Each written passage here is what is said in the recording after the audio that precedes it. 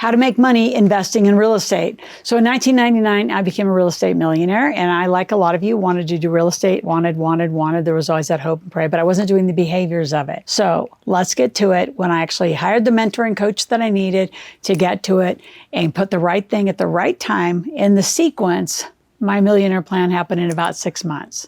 So I already had a lot right, but it was in the wrong time. So let's begin in the category of real estate. How do you make money? Number one, there are so many ways. Let's talk about some of the strategies and how you want to do it for you and your family, because this could be a legacy that goes on forever and ever.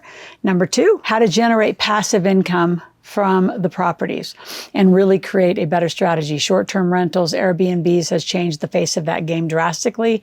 And then last, I want to talk about some of my favorite strategies from myself and how I scaled, and then how I went from active to pactive, and I'll never be passive, and I'll explain why. And you need to know those words. I made up the word pactive with another client of mine, Steve, way back in the day, and we'll talk about what that means. And it's a great way to stay engaged at a good level of having real estate, but not stay on the front line of collecting tenant checks.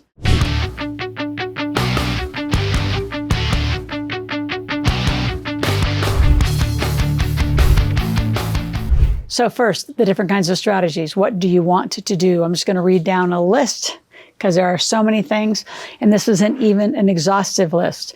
So obviously buy and hold, you can do that. You can do short-term Airbnbs. There's some of my favorite for cash flow. Again, what is your goal and your money rules with real estate? House hacking, where you live in one and renovate the other. Now that's funny, because hacks have become like a cool word post-COVID. We were doing that way past in like 2000, 1999, 98. During all of that time, I would buy a fourplex, live in one, renovate the other, right? And just keep moving around. And then once all four are renovated, then you rent the final one, and you go buy another one, and then do it again. You start buying doors.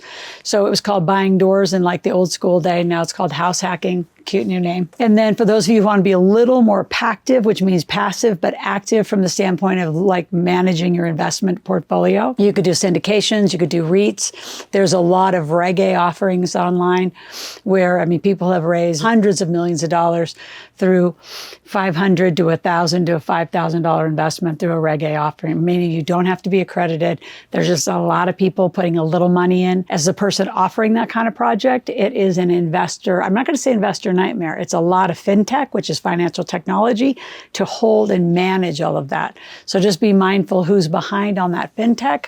I've seen them go well, and I've seen all the money get lost, and it's not because the property wasn't that good in performing. The fintech completely fell down. The second thing, how do you generate passive income? Well, obviously you have long-term rentals, short-term rentals, have a very aggressive management company, have good cost structure.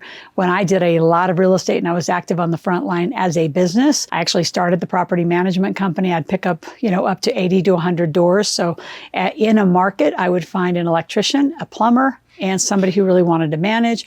I would help recruit the houses, and then we would manage 80 to 100 doors, which makes it a very sellable business if you ever exit the market. So we created our own passive income through those strategies, also owning the cleaning company, the hauling company, being a distributor of some of the products, so you get better cost on all of the construction products that you're going to need to actually rehab or whatever you're going to do with the properties. And putting together a construction company, a staging company, a cleaning company, the property management company, and the actual real estate, the agent and brokerage, is quite a multi-million dollar strategy. I've had a lot of clients who I've helped coach through and do that strategy to put all of that together. It's like 5 to 7 different companies running of one strategy in a market. Other things for passive income, automate your income as much as possible. Instead of the old school, checks and cash and doing all of that, make it simple for your tenants to pay, make it simple for bills to be paid. And then if you are in syndications, or as that grows, decide if you want to buy more properties or reinvest into a syndication or a REIT, or just continue on. I didn't do any of those. I would buy anywhere between 4 doors, 8 doors, 16 doors, all the way up to over 300 unit complexes in my heyday of doing real estate. Now I'm much more pactive, meaning some of the folks that were clients at the big table became multimillionaires, doing the exact strategy of the multiple companies that I just shared with. I'll just invest with them. Same reason why the big table exists. It's not my project, it's their project, but I actually get to invest with them, get the benefits of the depreciation, the cash flow, and still get to stay on a great team. Before I talk about the last point, I want you here on my channel 5 days a week. Subscribe. click that notification button. So every morning, 5 days a week, my video comes in the morning. Spend 10 to 15 minutes, grab a journal. We have a YouTube journal. It's in the show notes below. And start taking notes. What day did you watch it? What's the topic? What did you learn about it? What are you going to do about it? So start really understanding what are you going to do for your strategy in real estate. And for some of you that are really busy business owners, consider the Pactive approach that I've taken, being busy in other businesses and other projects as well. So last thing to talk about are wealth builder strategies. How do these pro-level players play in this space? They use other people's money, right? They leverage other people's money. They leverage low interest debt. That's just the cost of money. They put their properties inside corporate structures so they can maximize the deductions. They get their whole family to work within that company typically, and then the companies are held in trust. So we set up the whole integration of the wealth team, and that's what we do with the integrated wealth system. So if you want to do a gap analysis, it's in the link below. You're going to read the first 3 chapters of the Millionaire Maker. You're going to say, where are you? What's your baseline? What do you want? And then you're going to get on a phone call with one-on-one with one of my team and start looking at the gaps. What do you want? How we can assign you one of our multimillionaire coaches to help you become not only making money in real estate, be a real estate millionaire. It was my first millionaire status. If you have any questions, go to askloral.com, ASKLORAL. Ask a question, make a request. We'll be back tomorrow.